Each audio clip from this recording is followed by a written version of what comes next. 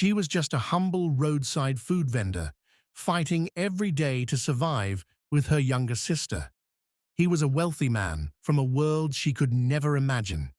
When their paths crossed, it seemed like a sweet love story. But behind his smile was a secret that could break her. The day she found out, her whole life changed, and what happened next will shock you.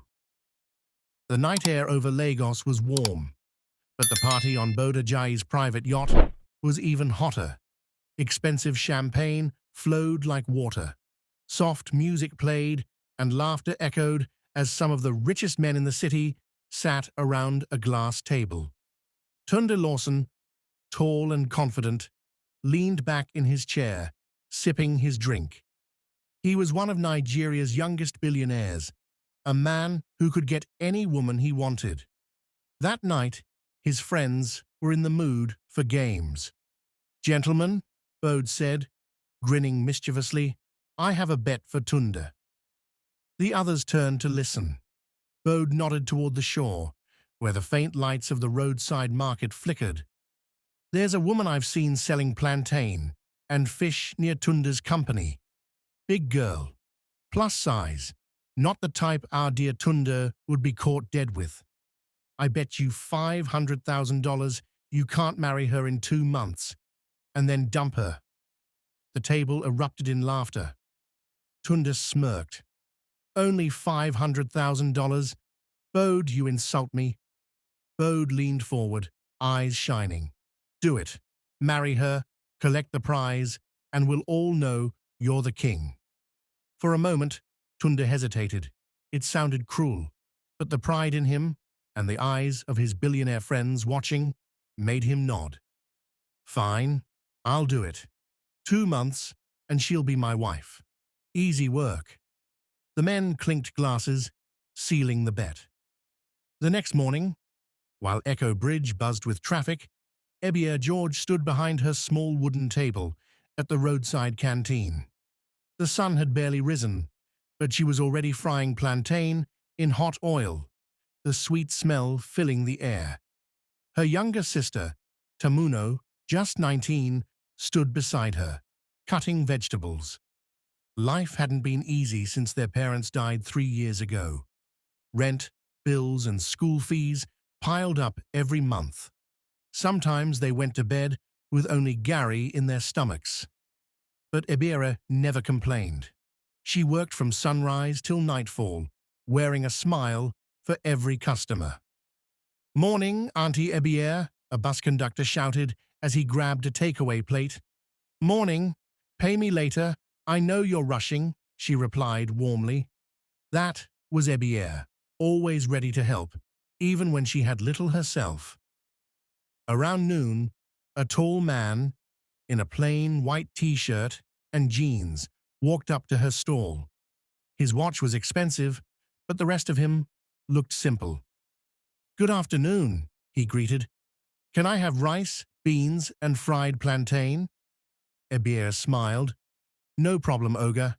Sit down, I'll serve you." Tunde sat at one of the plastic chairs, watching her. She moved quickly, balancing plates and counting change without missing a beat. There was something soft and genuine about her. He found himself almost forgetting the bet for a moment. When she brought his food, he said, "You cook very well. This is the best plantain I've tasted in Lagos." She laughed shyly. "Ah, you're just saying that, but thank you." Tunde paid and left, but he made sure to drop a little extra. As he walked away, he heard Tamuno whisper to her sister, "That man looks like trouble." Ebiere shook her head. "He's just a customer." That evening, Tunde met Bode and the others at a rooftop lounge. "Well?" Bode asked, smirking. "She's nice," Tunde admitted. "Humble, works hard." Bode burst out laughing. "Don't tell me you're catching feelings already." Tunde forced a chuckle, hiding the small twist in his chest. "Relax, it's just the first day. The bet is still on."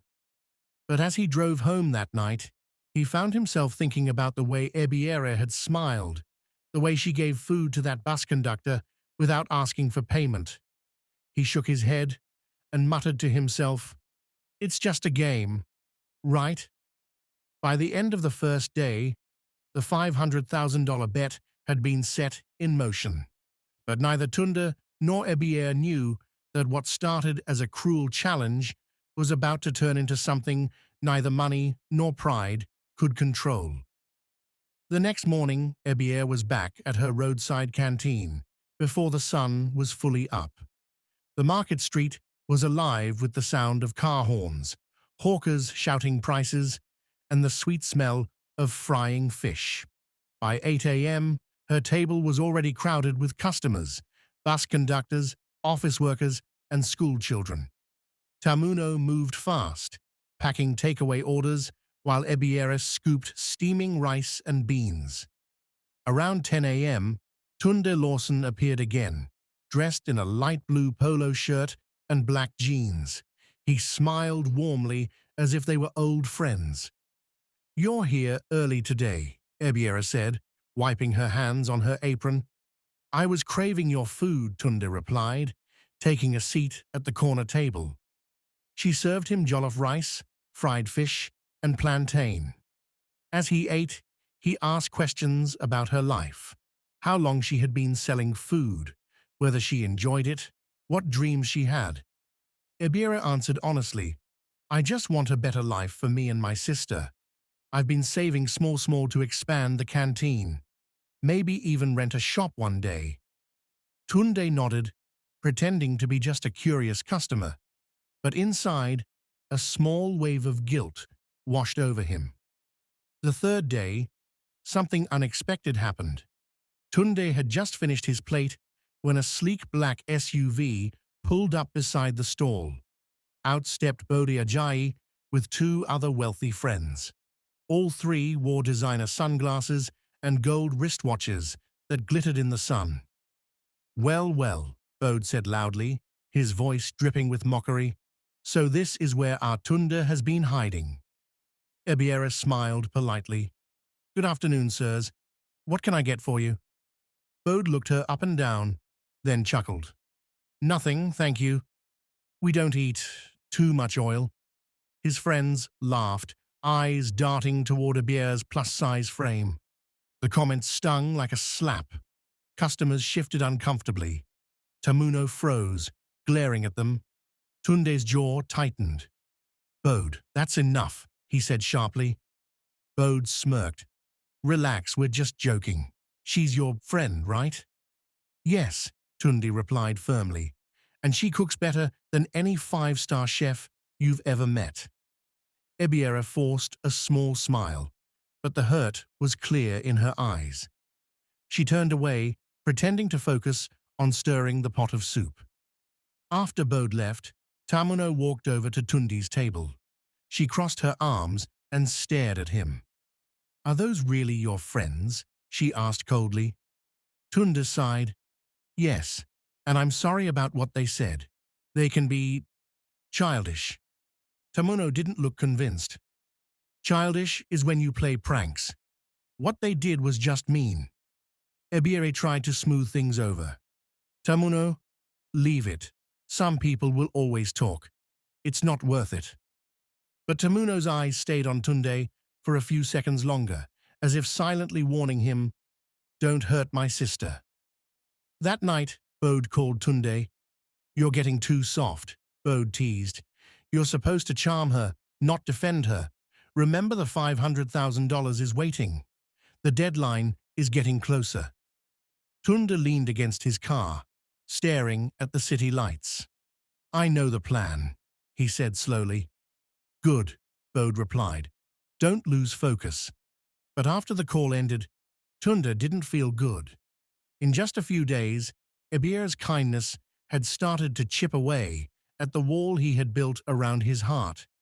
He remembered how she had quietly given free food to a young boy who came without money earlier that day. Most women he knew from his rich circles wouldn't even speak to that boy. But Ebiere? She didn't think twice. That night, as Ebiere and Tamuno locked up the canteen, Tamuno spoke softly. Sis, I don't know why, but something about that man, I can't trust him yet. Ebiere chuckled. Not every man is bad, Tamuno. Tamuno didn't argue. She just muttered, We'll see. And somewhere across the city, Tunde sat in his luxury apartment, staring at the ceiling, wondering if he was still playing a game or if the game was starting to play him. The days that followed were different.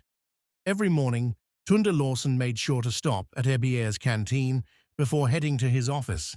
He no longer just came to eat. He came to spend time with her. One morning, he arrived carrying a brand new school bag and a set of textbooks. What's all this? Ebiere asked, surprised.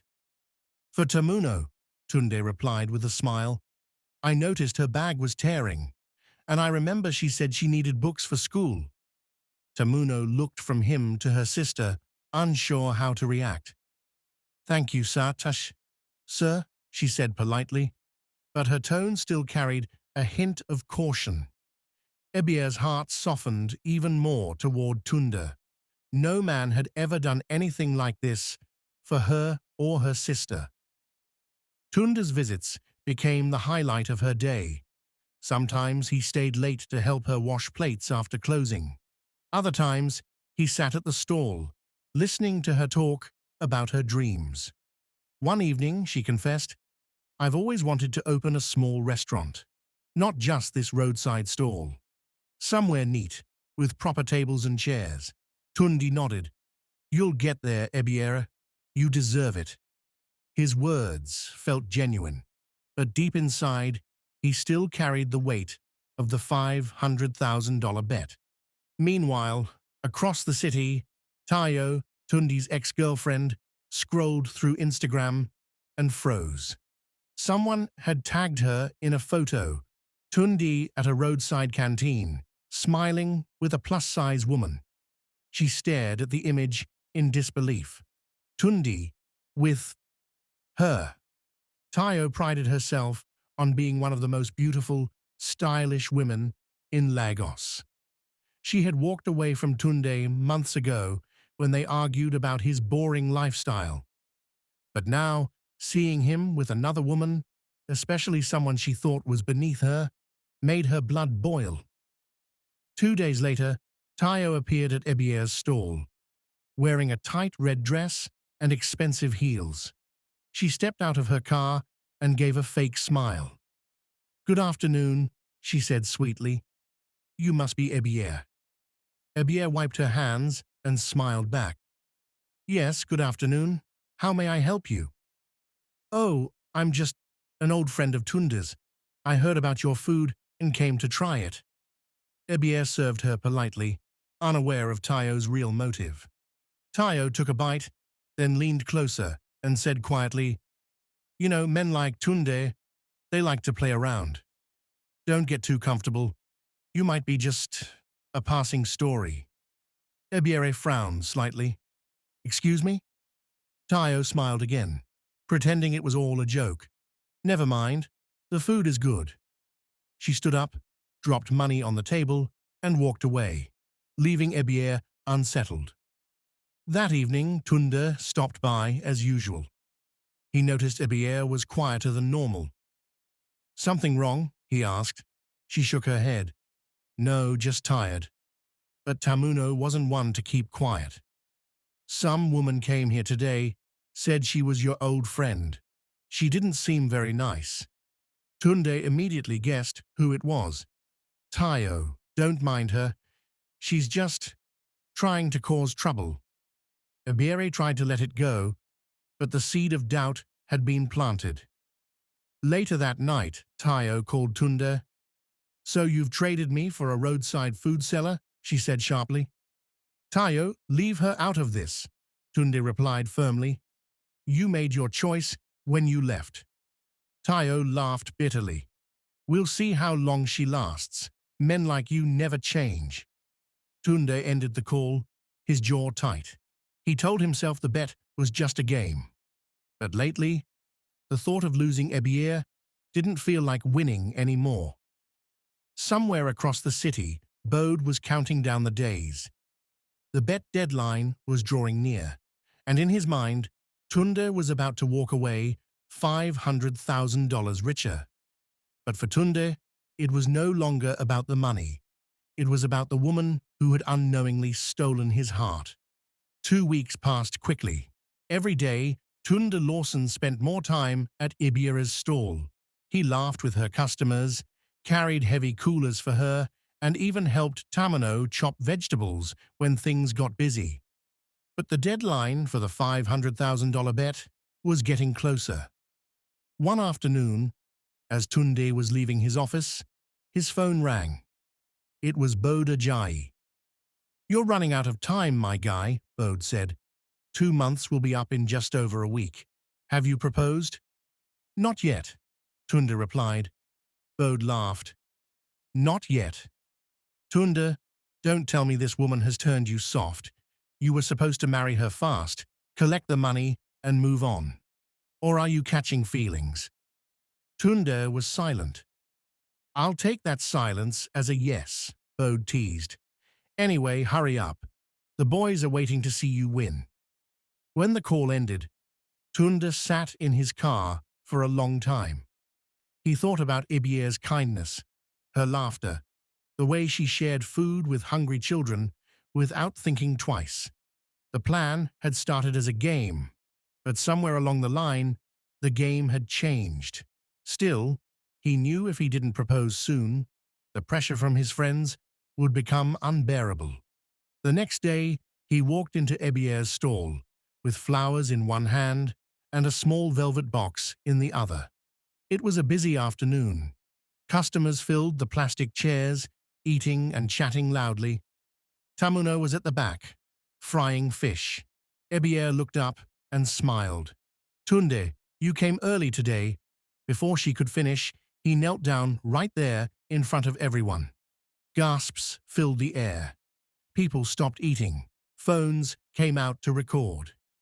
"Ebiere George," Tunde said, looking straight into her eyes, "you are the most beautiful, kind, and strong woman I have ever met. I want to spend the rest of my life with you. Will you marry me?" Ebiere froze, her eyes wide. "Tunde, are you serious?" "More serious than I've ever been," he replied. Tamino dropped the frying spoon and came closer, her mouth open in shock. The customers started clapping and cheering. Ebiere's eyes filled with tears. She nodded slowly. "Yes, yes, I will." The crowd erupted in cheers. Tunde slipped the ring onto her finger and stood up to hug her. Someone in the back shouted, "Love wins!" and everyone laughed. From across the road, Bode sat in his car, watching the scene unfold. His lips curled into a sly smile. He took out his phone and sent a message to the group chat. Phase 1 complete. Soon, $500,000 will be in Tunde's pocket. That evening, Tunde and Ebiere went out for dinner to celebrate. She wore a simple but beautiful dress, and he couldn't take his eyes off her. "This feels like a dream," Ebiere said, holding his hand across the table. "I never thought someone like you would choose someone like me." Tunde squeezed her hand. "You deserve the world, Ebiere." Her smile was pure, trusting, and it hit him in the chest like a punch. She had no idea about the bet, no idea that their marriage had started as a cruel game. For the rest of the evening, Tunde tried to push the guilt aside. But as he drove her home, he knew that if the truth ever came out, it would break her heart. And maybe his too. Across the city, Tayo scrolled through Instagram again, this time seeing the viral video of Tunde proposing at a roadside stall. Her jaw tightened. She typed a message to one of her friends. "Find out everything about this Ebiere woman. I'm not letting this go." The wheels of jealousy were already turning, and trouble was on its way. The day of the wedding arrived faster than Ebiere ever imagined. It was a small court wedding, just close family, a few of Tunde's friends, and a handful of people from Ebiere's street. She wore a neatly altered white gown she had rented from a small bridal shop. It wasn't new, but she looked beautiful. Her hair was neatly styled, and her smile lit up the entire room. Tundi stood beside her in a sharp navy blue suit, looking proud, but deep inside he felt a strange mixture of joy and guilt. He had gotten this far because of the $500,000 bet, yet the woman standing next to him had captured his heart in a way he never saw coming.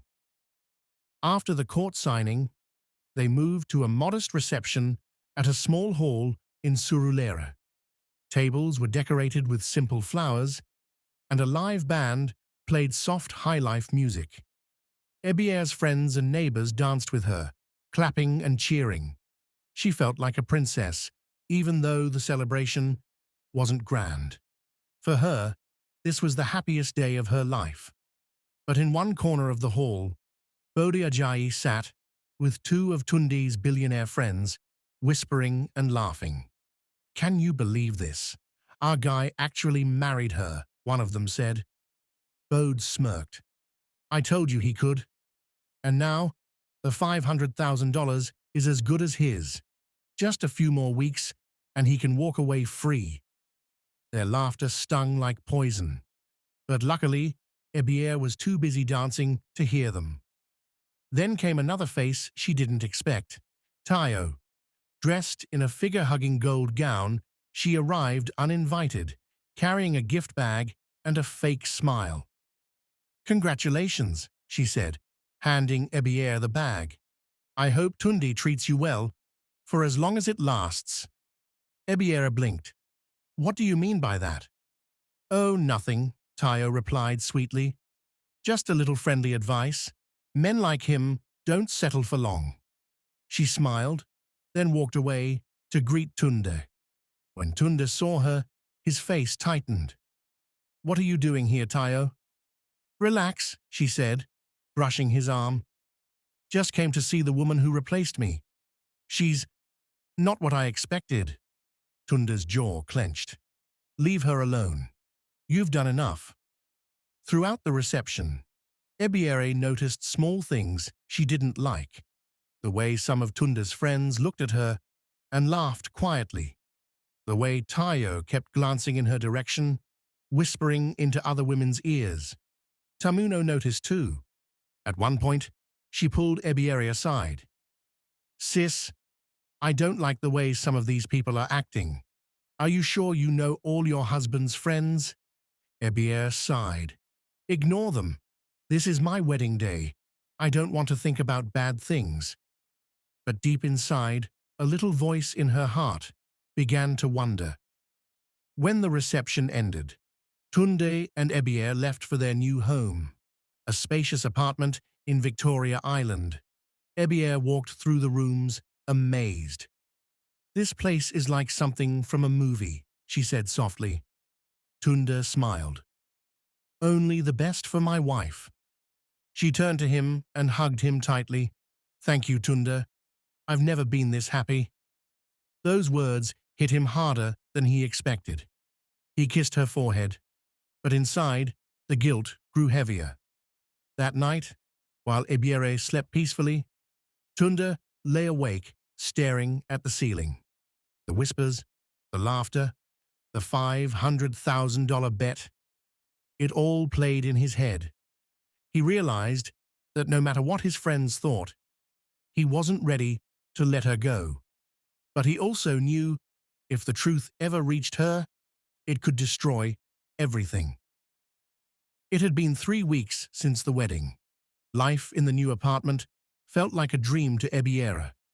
Spacious rooms, a clean kitchen, and a balcony where she could see the Lagos skyline at night. Tundi was caring and attentive. He bought her new clothes, took her to nice restaurants, and even started talking about helping her open a proper restaurant. For the first time in her life, Ebiere felt secure, but that dream was about to shatter. One Thursday afternoon, Bode Ajayi stopped by the apartment. Tunde was at home, sitting in the living room when Bode walked in, with a wide grin. "Guy," Bode said, slapping Tunde's back, "you're living the life. I see Madam is enjoying it." Tunde chuckled. "She deserves it." Bode dropped into a chair and leaned forward. "But don't forget why we're here.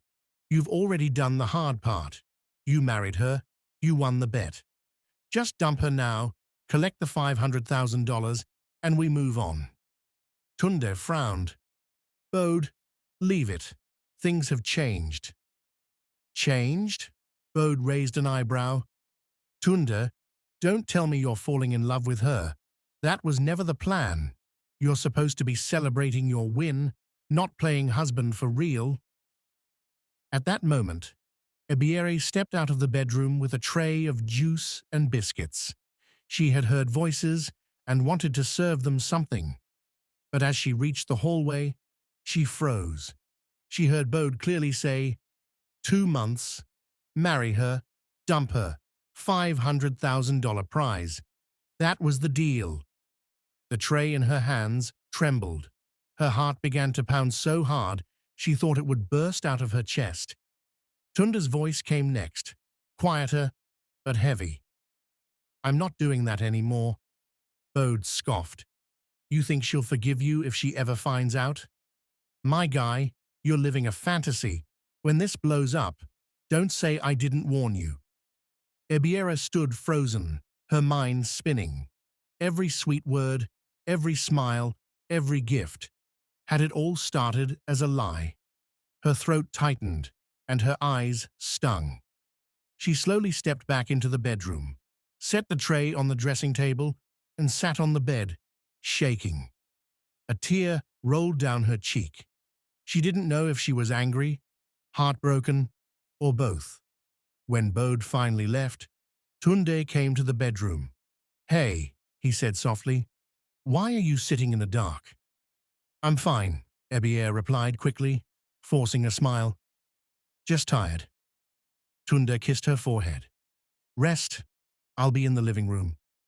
As soon as he left, the smile disappeared. She lay on the bed, staring at the ceiling, tears silently rolling down. That night, she couldn't sleep. Every time Tunde reached for her, she turned away, pretending to be in deep sleep. She lay awake, staring at the ceiling, the words she had overheard echoing in her head. 2 months. Marry her. Dump her. $500,000 prize. By morning, she had made up her mind. She couldn't stay in a marriage that began as a joke for rich men. She couldn't bear to look at him knowing that, at least in the beginning, she had been nothing but a bet. She got up quietly, packed her clothes and Tamuno's belongings into 2 travel bags, and waited until Tunde stepped out for a meeting. On the dining table, she left a short note. "Thank you for teaching me that even love can be a game." The rain poured heavily over Lagos that night, the kind of rain that made gutters overflow and streets flood. In a small corner of the city, Ebiere and Tamuno were huddled under a bus shelter, 2 travel bags at their feet. The note Ebiere had left for Tunde Lawson was already hours old, and by now she imagined he had read it. Her gown was soaked through, her hair plastered to her face. Tamuno shivered beside her. "Sis, are you sure about this?" Tamuno asked softly. Ebiere nodded, though her voice trembled. "I can't stay there, Tamuno. I can't live with a man who only married me because of a bet." They waited for the rain to ease, but it didn't.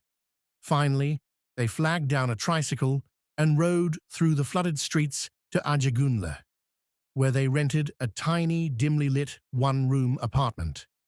The air inside smelled of damp wood and old fabric. The floor was bare cement. The roof leaked in one corner, and there was only one small bed. Ebiere sat on the bed and buried her face in her hands. All the comfort of Victoria Island was gone.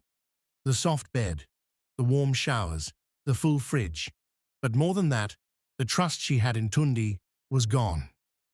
That same night, Tundi returned home from his meeting, rain dripping from his suit jacket.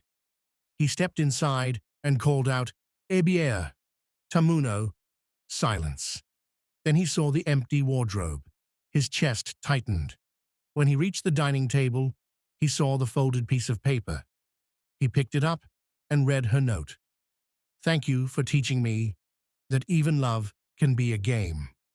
The words hit him like a knife to the chest. He dropped into a chair, running both hands over his face. He tried calling her over and over, but her phone was switched off. He called Tamuno. No answer. Panic turned into regret. He thought about the first day he met her at the stall, her smile, her kindness to strangers. He thought about all the nights she had cooked for him and laughed with him. He had started this to win $500,000, but somewhere along the line, she had become more than a bet. She had become his world. The next morning, he told Bodiajai what had happened. Bode burst out laughing. "You're telling me the woman you were supposed to dump actually dumped you? My guy, that's a twist I didn't see coming." Tunde glared at him. "It's not funny, Bode." "It's hilarious," Bode said, still laughing. "You lost the girl and the prize. That's 2 L's in one game." Tunde stood up. "Keep your $500,000. I don't want it." Bode smirked. "Too late, Lawson. You were supposed to win. Instead, you caught feelings and got played.